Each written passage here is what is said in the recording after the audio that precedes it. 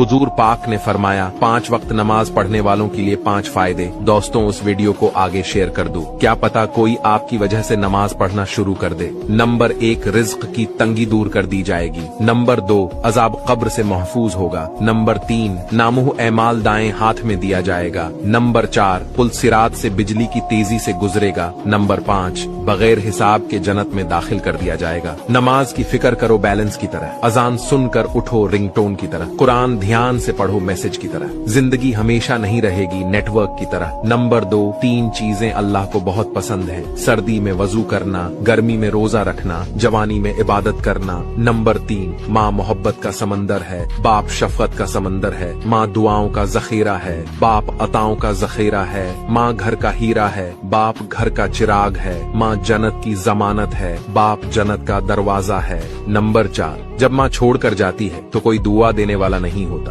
और जब बाप छोड़कर जाता है तो कोई हौसला देने वाला नहीं होता। या अल्लाह हम सब के वालिदीन को सलामत रखना। नंबर 5, एक गलती हो जाए तो लोग बात नहीं करते, और हमसे इतने गुनाह होने के बाद भी अल्लाह हमारा रिज्क बंद नहीं करता। दोस्तों उस वीडियो को आगे शेयर कर दो, क्या पता कोई आपकी वजह से नमाज पढ़ना शुरू कर दे। और मुझे फॉलो करके अपना दोस्त बना लें, हमेशा सही राह दिखाऊंगा।